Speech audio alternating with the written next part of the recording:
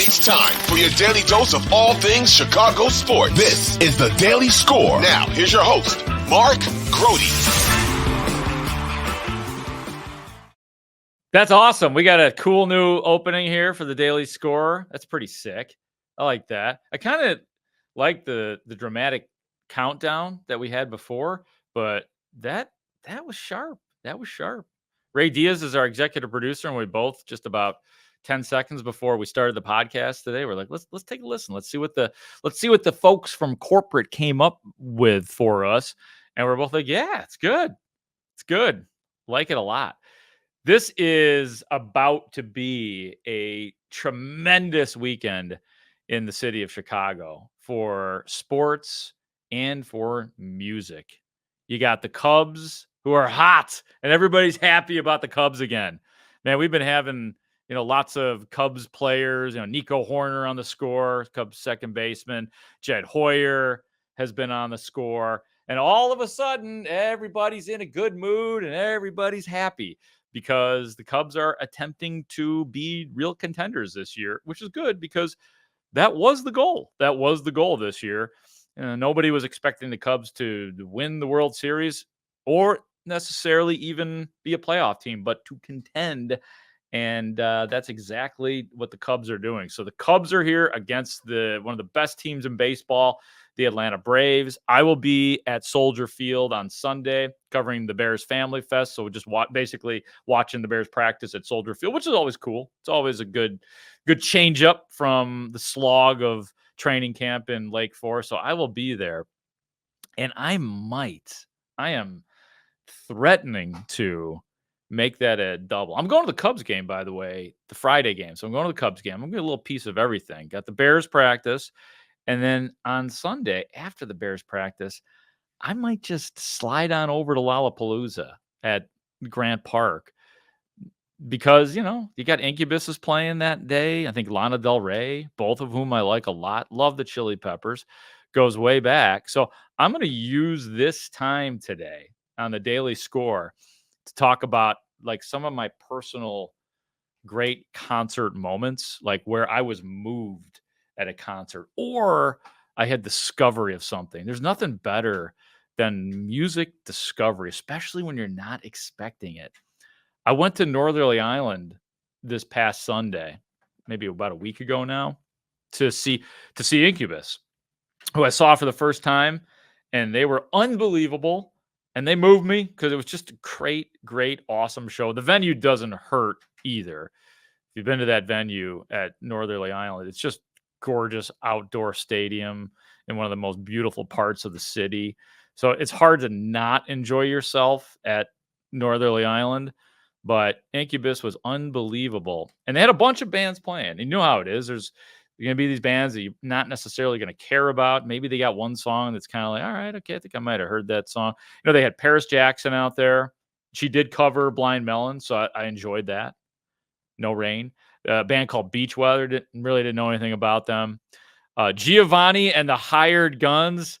They have that one song that they play on the radio, and they crushed it. I like those guys. They're kind of fun. But I had a moment with a band that I did not expect to have a moment with. And that was the band that played right before Incubus. And I'm pumped up for Incubus. Everybody is awesome. Like, we got one more band we got to get through here before the main show. And this band called Bad Flower comes up there, which I had never heard of. I didn't know anything about these guys. Bad Flower comes up there and they rocked the place. I mean, they were tight. They were discernibly better than the rest of the bands. I guess that's the way it works, right? Everything is pumped up as you get closer to the main act. And if you're a Bad Flower fan and you're in on the ground floor of these guys, congrats, because I just discovered them. And I'm glad that they're kind of young and kind of new. So I got a new band to follow, but they blew me away. Just they're great live act. Like, I didn't feel it as much when I went and listened the next day, like on the earbuds, but they're really good. Great live show. The song, I'm just looking at my notes here. I don't know their songs. Like I said, I don't know much about them, but The Jester, it's like, whoa. So I'm just sitting there watching, and then all of a sudden, mind blown. Like, these guys are really good. Hilarious moment, by the way, during the Incubus concert, which was just, like I said, unbelievable. That's what I was there for. Great moment.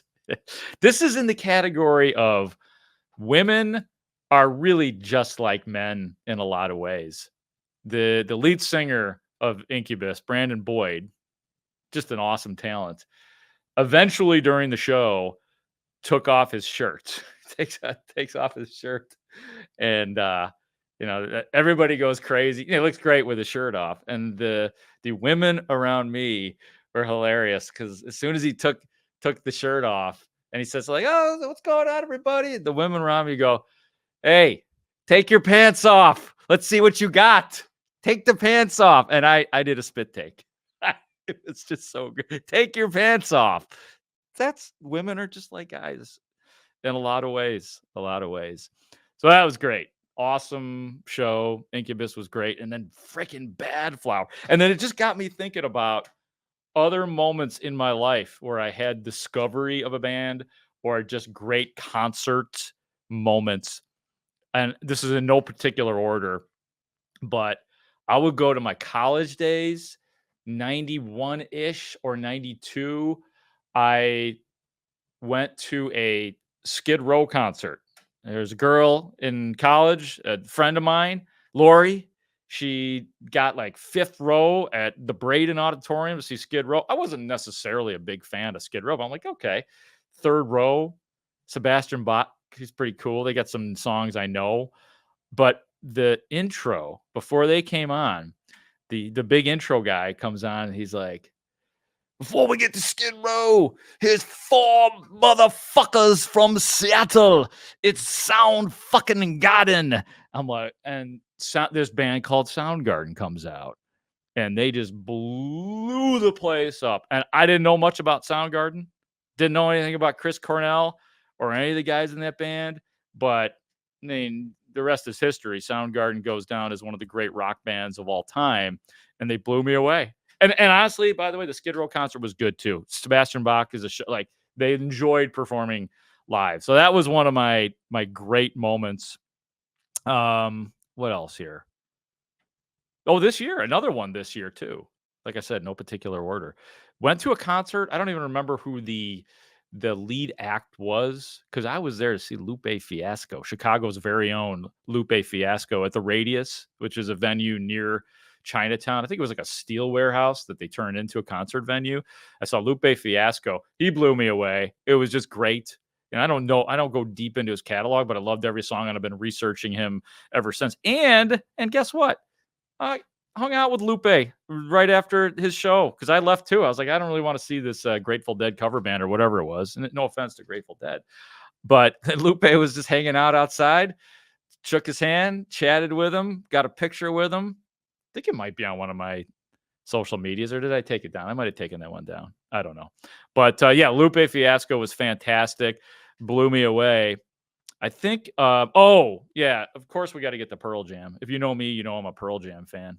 Kids, the 1992 Lollapalooza, back when it was a traveling show for all you youngsters out there, they used to just go from town to town to town and all these bands, and they would set up it was like a big, circus flea market kind of thing that would set it up. And I think 92, I think it was Alpine Valley that I went to, because you had acts like the Red Hot Chili Peppers, who are closing down Lollapalooza, like I mentioned this year. Ministry, which is just great hard noise, and I mean that in the best possible way.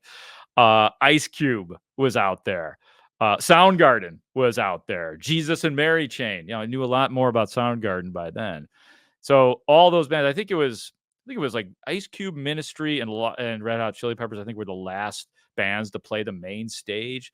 But guess what? There was this band called Pearl Jam that was just picking up steam, and it was not packed down in like the seating area. I had lawn seats, but all of a sudden Pearl Jam comes on. I'm like, oh my God, that band. I am attracted to that band. Ran down to the front row.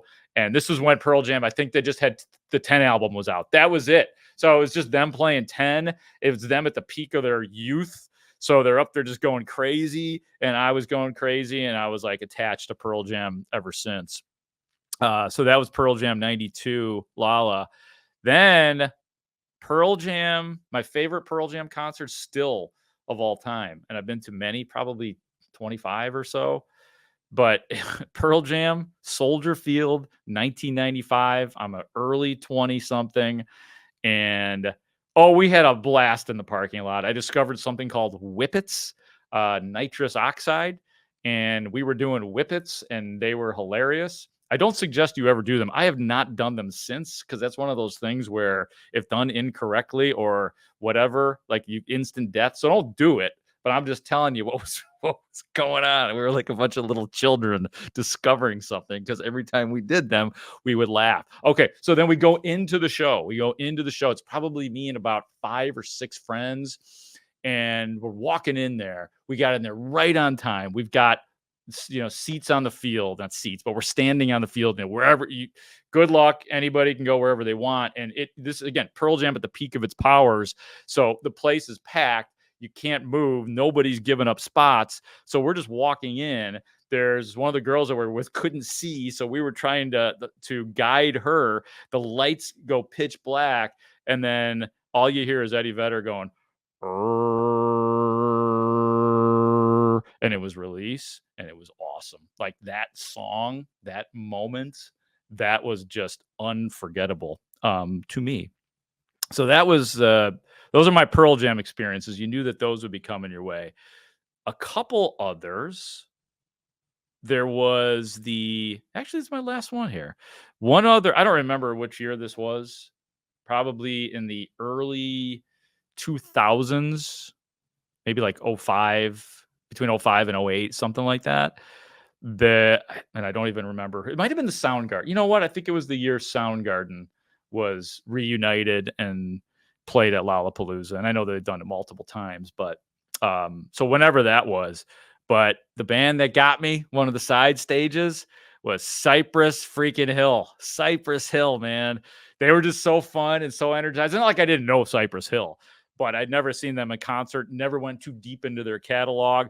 But it was kind of like, I'm looking over there, and then I looked over here, and there's Cypress Hill just absolutely crushing it. And just, it's that feel, you know what I'm talking about, music fans out there, where it's the vibe of all vibes, the live vibe. We all vibe with our music, but occasionally there are live vibes that cannot be repeated. I'm not lying to you. Like going back to the beginning of this thing, the Incubus Bad Flower show, I've been trying to figure out, like looking at my schedule and their schedule, because they're still, touring part of the Midwest, and they go to California and New Jersey, and I'm not ruling anything out. I'm like, how can I get this in me again?